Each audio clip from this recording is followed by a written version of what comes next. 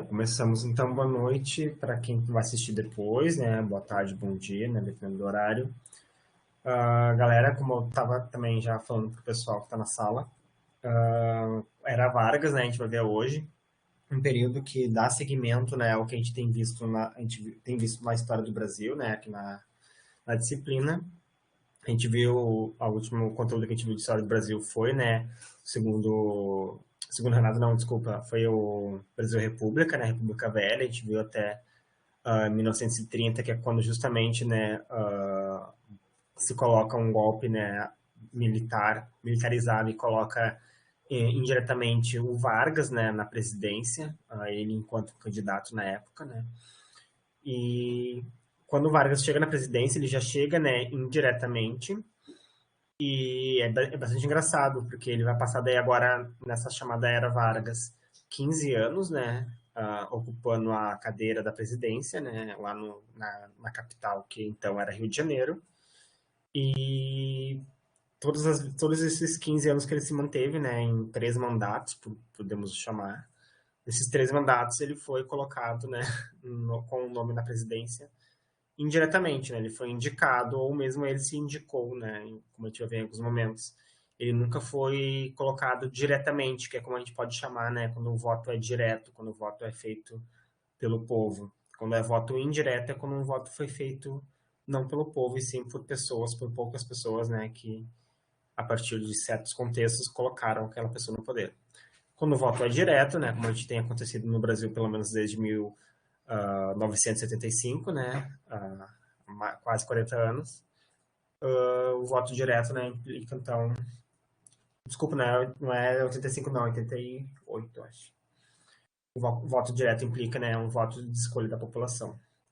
Pois bem, esse período que a gente chama, então, de Era Vargas, esse período que o Vargas esteve no poder colocado indiretamente, e eu gosto de deixar bastante claro que ele foi colocado durante esses 15 anos, gente, indiretamente, porque vai chegar na década de 50, ele vai ser colocado daí diretamente, ele vai concorrer à eleição e o povo daí sim vai elegê-lo, né, enquanto presidente da República, vai ser, né, o seu primeiro e último mandato eleito diretamente, porque vai ser quando vocês já devem saber.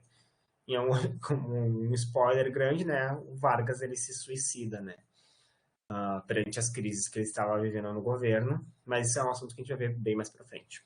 A gente está recém no início da Era Vargas, então, iniciando assim, é bom saber que a gente acaba dividindo em três fases, que vão ser os 3 mandatos, que a gente pode dizer, né? O primeiro, que é o que a gente chama de governo provisório, que é quando Vargas, então, é colocado indiretamente de maneira provisória, como o próprio nome diz, para meio que para ajeitar a casa, para deixar as coisas mais ajeitadas, de um ponto de vista mais democrático, enfim, do jeito que grupos políticos queriam, né, para acabar com aquela política do café com leite que vinha se alastrando durante, né, boa parte da Brasil República.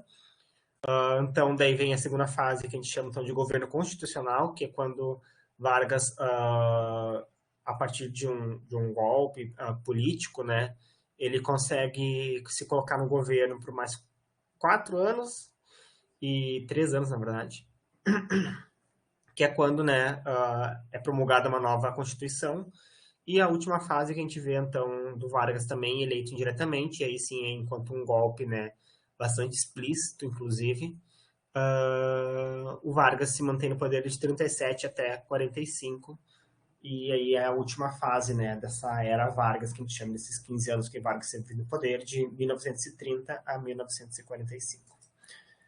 Então, continuando, a gente vai ver primeiro, né, o governo provisório, que aconteceu então de 1930 a 1934, foi um governo provisório de 4 anos, então durou o período que normalmente dura, né, 4, 5 anos, mas era para ter sido provisório. Então a gente vai ver algumas das principais características, né, que esse momento do Vargas, esse primeiro momento do Vargas no poder, quais foram os principais feitos dele, né, o que aconteceu. Pois bem, a gente estava nesse contexto de Brasil bastante dividido, né? Vários estados, principalmente da federação, exigindo, né, mais participação política, mais envolvimento, né, com a política nacional, sabendo, né, que o Brasil se encontrava nessa política café com leite, só Minas Gerais e São Paulo, né, fazer esse jogo de cadeira lá na presidência.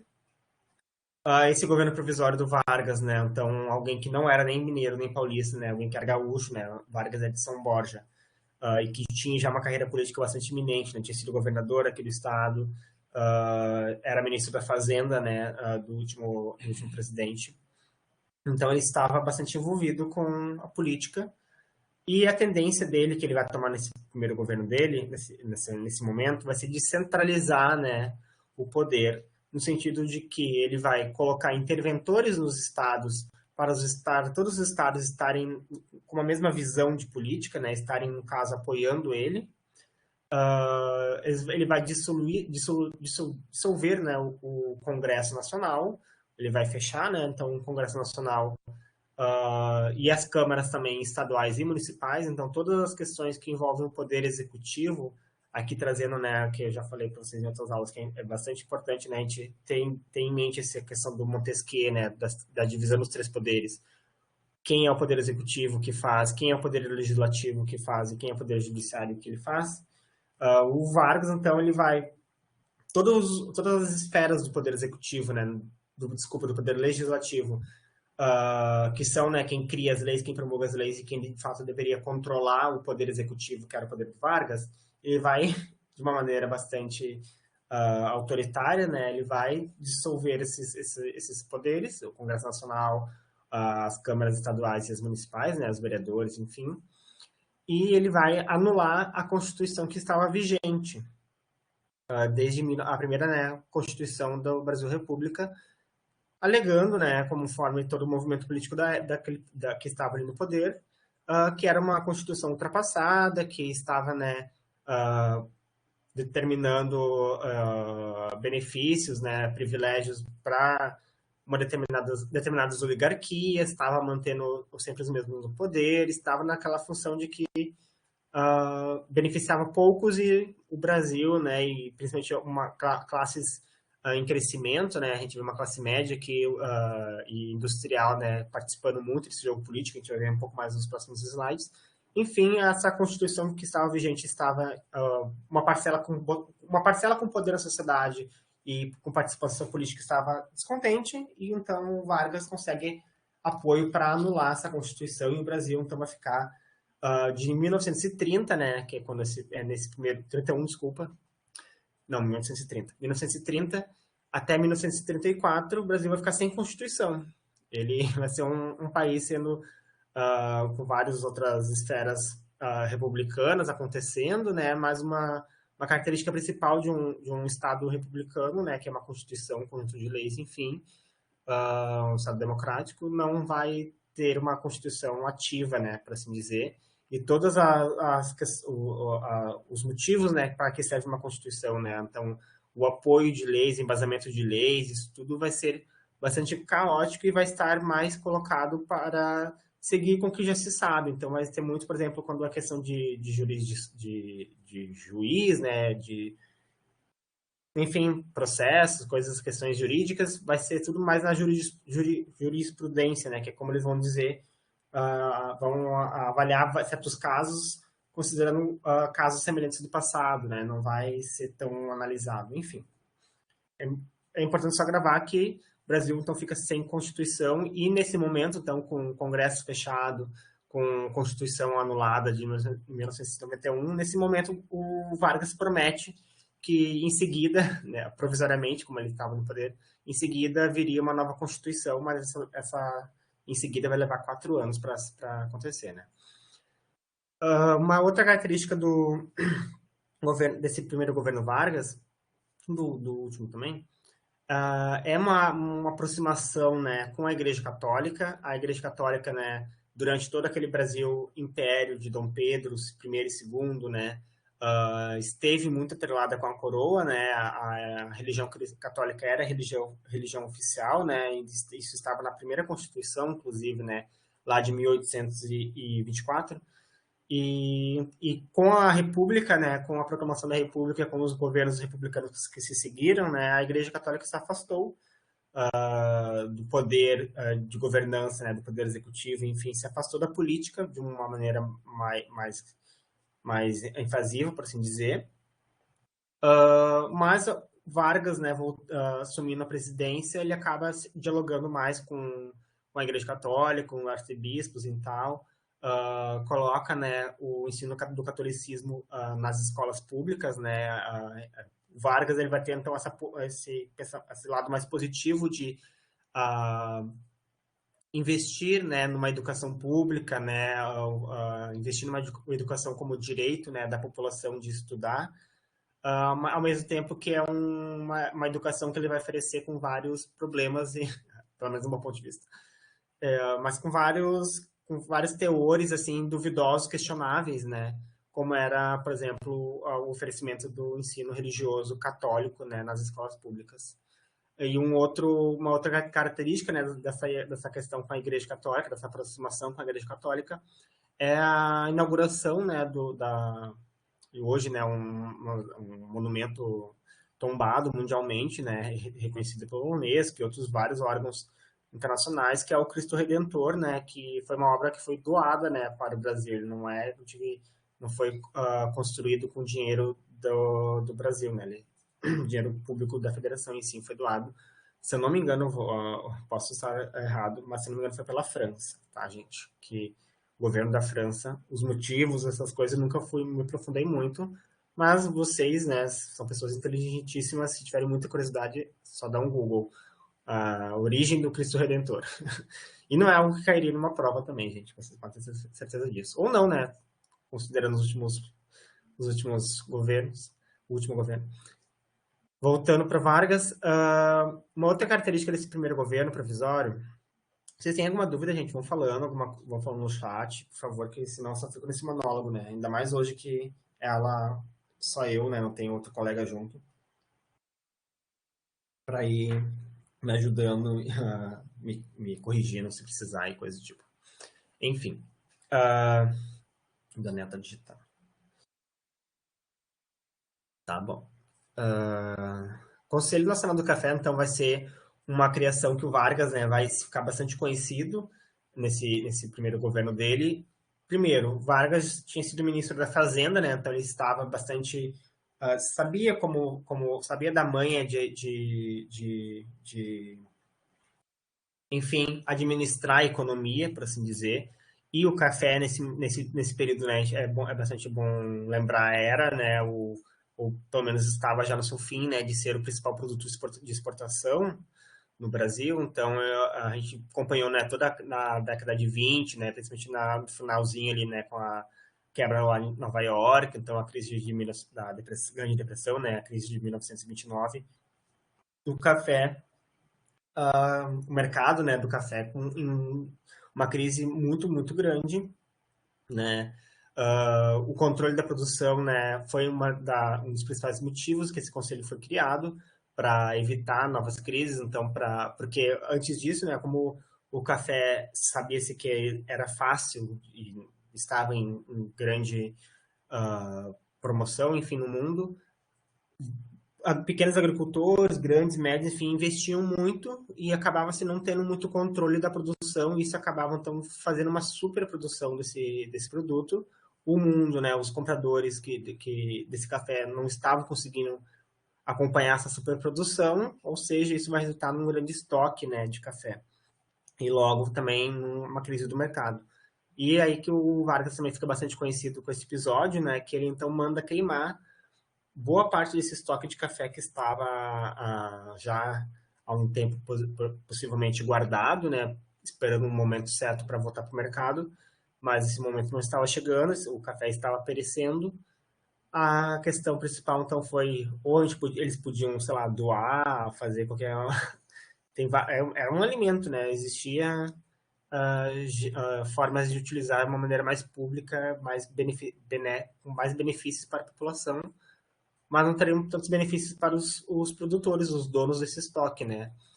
Então, o Vargas, ele resolve queimar, porque com a queima de se perderia esse produto, praticamente ele nunca tinha existido, mas o que sobraria, né, não se queimaria tudo, o que sobraria aumentaria o seu valor porque se tornaria um produto mais escasso, né? E isso valorizaria o produto e quem era o dono, né, desses produtos, né, os produtores de café, os grandes senhores, enfim, ganhariam mais dinheiro, né? Sairiam dessa crise, ou pelo menos seria um movimento no meio dessa crise que estavam alocados. Uma outra característica desse governo provisório do Vargas também vai ser o apoio militar, né? Principalmente das esferas dos tenentes. Inclusive, né, foram eles que ajudaram, né, Vargas chegar nessa cadeira da presidência, e Vargas, né, então continua mantendo esse diálogo, essa aliança, né, com esse setor militar da sociedade, e para se manter não só no poder, mas também para trazer, acatando, né, as exigências que essa parcela da população, por assim dizer, né, mas enfim, que o exército estava exigindo de mais participação política, né, que durante o período da República Velha eles tinham sido, pelo menos nos anos finais, um pouco afastados. E também, né, trazendo toda essa questão de defesa de um Estado mais centralizado, nacionalista, né. Essa última palavra ali no slide, nacionalista, vai ser uma outra característica muito, muito forte em todo o período da Era Vargas. Inclusive no governo que ele vai ter depois, enquanto eleito diretamente, porque é uma década, né, que vai também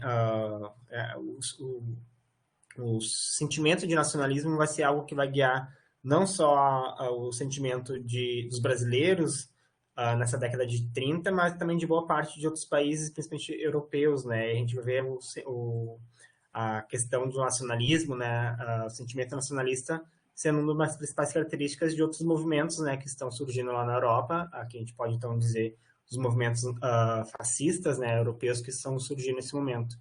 A gente tem lá o fascismo italiano na década ainda de 20, né, 24, se não me engano, e o nazismo na Alemanha, né, nesse período que o Vargas está assumindo aqui no Brasil, na década de 30, né, início da década de 30, que Hitler foi eleito na Alemanha.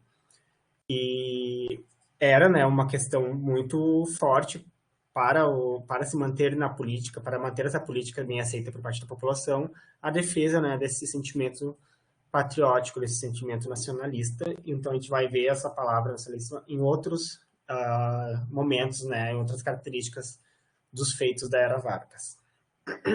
Vou dar uma corridinha, porque já é 54, falta 15 minutos. Queria pelo menos acabar esse governo provisório. Mas bem, gente, agora acho que entra umas principais criações, né, do Vargas, de um lado mais positivo, por assim dizer. Porque mesmo ele tendo, né, todas essas várias fatos questionáveis, enfim, ele soube fazer uma grande mudança no sentido de status quo, eu poderia aqui dizer, no sentido de dar um pouco mais de esperança, enfim, dar uma perspectiva, na verdade, não esperança, mas dar perspectivas de mudanças sociais para as pessoas, o que antes estava ainda existia menos ainda, né? Se nesse momento do Vargas existe e muito pouco, antigamente, né? Brasil República ainda colhendo muitos problemas, né, sociais ocasionados dos anos, né, de escravidão que o Brasil passou, e não só dos anos de escravidão, mas quanto o momento de abolição que foi, né, feito, como vocês viram em outras aulas, de uma maneira nada pensada nessa população, né? Apenas libertaram-se os e as escravizadas e não se pensou em políticas públicas, não se pensou em assistência, não se pensou em nada disso, né? Apenas se preferiu não pensar nesse público. Vargas, então, vem abraçando, né, principalmente a questão operária da sociedade. A gente então, também vê reflexos, né, do mundo, né, do que estava acontecendo no mundo, né, o industrial, a revolução industrial, por assim dizer, né, as máquinas a vapores e a energia elétrica estavam, né, mais embasados nesse momento aqui no Brasil. Logo, nessa classe operária, que vocês também viram, a gente viu lá no Brasil República, que se movimentou, né, um pouco na década de 20, lá na década de 10, quando ocorreram greves nas fábricas, né, a gente vê uma classe operária já se formando mais consciente ainda do que era no final da década do século XIX, e mais consciente ainda do que era, né, nesse período de escravidão antes de 1878. E Vargas, então, vai trazer porque para nós hoje parece ser coisas muito banais, para a época foram avanços muito, muito grandes para a vida, né, dessa população operária, mas também uma população pobre, uma população periférica, uma população preta, indígenas também. Acho que dá para se dizer que não foi um governo, que foi um governo que teve certos avanços na questão indígenas também, na questão das mulheres, né? A gente tem ali no finalzinho desse slide já a questão do voto feminino sendo então colocado em atividade, enfim, mas vamos por partes. Ministério do Trabalho, Indústria e Comércio, né? Então, a partir da criação desse ministério, né, de criar uma pasta na presidência para se pensar sobre a classe operária, no caso, né, se pensar sobre o trabalho, se pensar sobre a indústria, se pensar sobre o comércio, onde essa parcela se abrigava, né? A maior parte dos trabalhadores trabalhavam então em indústria e comércio, isso até hoje, né? Também, tirando a questão rural, bastante gente também, mas enfim. A gente não só levando, né, nesse lado um pouco romantizado do Vargas, de que ele era um pai para a classe operária, etc. Mas quando ele tem essa ideia, quando ele coloca em ação então a criação desse ministério, não é só para trazer benefícios, para acolher, para abraçar essa parcela da população, mas é também para ter um certo controle dessa população, né, dessa classe. Por quê? Porque sabendo que essa classe estava trabalhando como eles deveriam, tendo controle sobre os sindicatos, por exemplo, né, que Vargas vai ser um governo que vai estar inserido nos sindicatos, então vai estar inserido em como a classe operária se organiza. Vargas, então, ele queria levar auxílios, mas ele também queria, né, que a roda continuasse andando, que essa classe continuasse produzindo, continuasse gerando bens, né, gerando riqueza para quem tinha colocado Vargas lá, enfim, para fazer a engrenagem continuar andando, né? Não, Vargas não tinha pretensão nenhuma de ser uma revolução operária, uma revolução comunista, sei lá, pensando nessas ideologias políticas do século XIX, que vocês tiveram essa aula também já. Mas Vargas, então, vai estar pensando, né, em diminuição de sofrências, por assim dizer, para essa classe. Então, ele vai criar uma legislação, né, para essa classe que vai ter como características, né, um enquadramento nos sindicatos. Então, como eu tinha falado anteriormente, o Estado vai estar inserido dentro dos sindicatos, ao passo que também dentro dessa legislação havia uma proteção, né, sobre essa exploração que acontecia muito, né? A gente viu também nas aulas de Revolução Industrial o quanto o trabalho feminino e o trabalho infantil era extremamente explorado, né?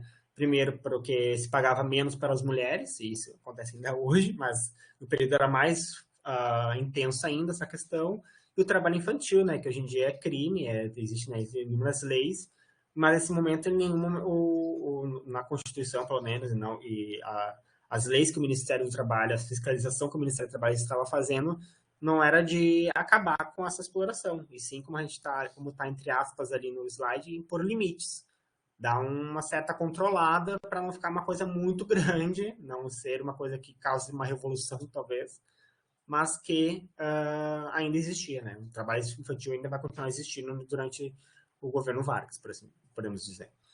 E a jornada de trabalho, então, passa a ser de 8 horas diárias, né? Se antes a gente não existia legislação que controlasse as horas, a partir desse momento, com a criação do Ministério do Trabalho, começa então a ser exigido, né, dos empregadores, enfim, que a jornada de trabalho seja de 8 horas diárias e que tenha após isso sejam horas extras ou seja combinado, enfim, mas que se coloque então limites, coloque um controle sobre como os patrões exigiam, né, a carga horária dos seus funcionários, que antes, né, era moda Miguelão, chegavam a trabalhar 12, 16 horas, se não mais, dentro das fábricas e eram extremamente explorados. O Vargas então, vai também criar o Ministério da Educação e da Saúde, em 1930, que vai, então, pensar, né, na formação de uma elite industrial, com essa questão do Ministério da Educação, pensando, então, em promover uma classe operária, né, em construir a base da população que soubesse, que fosse alfabetizada, que soubesse, então, ser uma mão de obra mais útil, né, para essa elite industrial. A gente tem, então, também a intenção, né, de um aumento populacional, sabendo que precisávamos de mão de obra, né, enquanto uma nação que queria crescer, etc. Então, o Ministério da Saúde vai ser criado bastante com esse foco de aumento populacional, então fomento e maiores cuidados com questão de gestação, com questão de primeira infância, enfim, né, para deixar a população, que fazer com que a pirâmide da população, né, crescesse cada vez mais, gerando, né, mais mão de obra, gerando mais produção, né. O Ministério da Educação também vai estar bastante vinculado com a criação das primeiras universidades aqui no Brasil, né? Existiam, então, faculdades no Brasil, isso desde o Brasil Império. Faculdades eram, então, uma única instituição que ensinava aquela área de conhecimento, sei lá, a faculdade de medicina, a faculdade de direito, enfim. E cria, então, as universidades. Eu não sei se vocês já sabem um pouco o que significa ser universidade, mas universidade significa, então, uma instituição que abriga essas outras faculdades, que abriga essas outras profissões, de ser bastante universal, por assim dizer. Então, uma universidade é uma instituição que tem medicina, tem direito, tem isso, tem aquilo, tem diversas áreas, e não só uma faculdade que às vezes acaba sendo limitada, né? As faculdades de ciências humanas, que, sei lá, que daí oferece só cursos de ciências humanas, faculdades de exatas, faculdades de engenharias, que só coisas de engenharia. Lá tu não vai encontrar fisioterapia na faculdade de engenharia. Enfim. Mas tu pode encontrar numa universidade que ofereça engenharia, uma faculdade, um curso que ofereça fisioterapia. E aí, então, vão ser inaugurados, né? A própria URGS, se eu não me engano, é 1935, 34. Não me recordo, mas a URGS é uma das primeiras também. A primeira, eu acho que chega a ser de São Paulo. Vão ter várias. Mas é esse momento que começam, então, a inaugurar-se, década de 30, as universidades aqui no Brasil. E também, né, vai ter então, vai ser uma característica, né, da administração, né, da pasta do Ministério da Educação, uma educação conservadora e centralista, né, pensando sempre numa disciplinarização, né, da população, então para criar sujeitos que fossem disciplinados, né, que fossem patrióticos, inclusive, né, vai se ter essa característica de frequência obrigatória, então vai se exigir que pais coloquem seus filhos nas escolas e que vão obrigatoriamente para a escola, né, que não vão só de vez em quando, que vão todos os dias, que, enfim, permaneçam na escola. Nessa educação, né, conservadora centralista estava muito colocada nesses assuntos que a gente já falou, sobre Vargas estar tentando centralizar, né, a população com um único sentimento de nação, e também conservadora por conta da Igreja Católica, né, estar atrelada, né, pelo menos principalmente nessa esfera de educação, e estar, né, associada com o governo Vargas. Vai ser colocado, então, em atividade esse modo de ensino que a gente tem hoje, que é a educação em 2 ciclos. Na verdade, hoje são 3 ciclos, né? A gente tem jardim, que é pré, e que hoje é obrigatório. A gente tem o ensino fundamental e o ensino médio, né? Então, mas os mais básicos, né? Fundamental e médio, né? Esses 2 ciclos, que também já se chamou primeiro grau, segundo grau, enfim, começam então a ser implantados no Brasil e nas escolas, né? Escolas públicas principalmente, a partir, né, dessa década de 1930, e acaba também tendo a exigência, né, de que se complete, né, esses anos fundamental e médio para poder se ingressar no ensino superior, né? Antes tu ingressava, né, nesse ensino superior na faculdade, etc., por outros modos, né, através de provas, enfim, que tu não precisava comprovar que tu havia passado pela escola por todas essas séries que a gente passa, né, de primeira a nona, enfim. E outra característica também desse primeiro governo provisório, que é a última característica desse slide sobre o governo provisório, vai ser, então, a criação de um novo Código Eleitoral. Então, vai se criar um documento, né, lançado em 1932 com várias diretrizes, né, com várias questões acerca das eleições, da votação, né, desse ato democrático que a população tinha desse direito de votar. E nesse novo Código Eleitoral, então, é colocado como um direito, né, o voto secreto, que vocês lembram, né, na República Velha não era secreto, era o chamado voto de cabresto, né, era público em quem tu votava, então muitas pessoas acabam sendo coagidas, né, sendo colocadas, obrigadas a votar por medo de perder até a vida, de perder emprego, de perder isso, de perder aquilo. Então, né, essa questão do direito ao voto secreto vai muito no combate dessas políticas oligárquicas, né, dessas políticas coronelísticas, por assim dizer.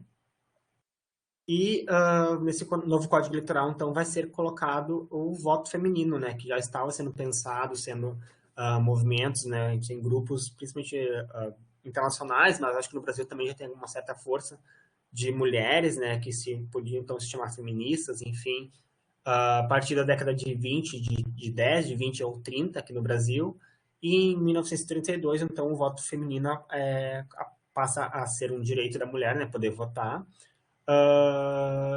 e a mulher precisava, né, ser emancipada, né, agora, na verdade, eu fiquei confuso, a mulher precisava ser emancipada. Não entendi agora por que eu coloquei essa frase, eu coloquei, foi que eu fiz esse slide. Mas, enfim, o voto feminino passa a acontecer a partir desse feito do Vargas, né? Que é a criação desse Código Eleitoral. Tem mais um slide aqui. Os próximos slides já são sobre a Revolução Constitucionalista. É isso. Gente, a Revolução Constitucionalista vai ser um episódio que vai acontecer, principalmente no estado de São Paulo, durante esse primeiro governo Vargas, né, esse governo provisório, que vai ser quando a sociedade, mas principalmente a elite paulistana, consegue se organizar de uma maneira quase como uma revolta, né, uma rebelião, enfim, contra o governo Vargas, o governo provisório de Vargas. Tem várias características que a gente vai precisar ver mais esmiuçadamente, né? Tem uns 2, 3 slides ali sobre isso. E que a aula já está acabando, né? Tem mais um minuto aí, então vamos encerrar por aqui. Semana que vem, então, vocês vão ter simulado, né? Na segunda, acho. É na segunda. E na sexta-feira que vem, então, a gente continua com a Era Vargas. A gente termina, então, essa parte de governo provisório, né? A gente vê essa Revolução Constitucionalista que aconteceu no estado de São Paulo, como ela aconteceu, por que ela aconteceu, qual foi o fim dela. E a gente dá, então, seguimento no governo, no período constitucionalista, né, do Vargas, e depois a gente vê, então, o Estado Novo. É isso, gente. Uma boa noite para vocês. Se tiverem dúvidas, me procurem no WhatsApp. Podem mandar no grupo, no privado, tanto faz. Tá bom? Obrigado pela paciência e boa noite, bom fim de semana, gente. Beijo.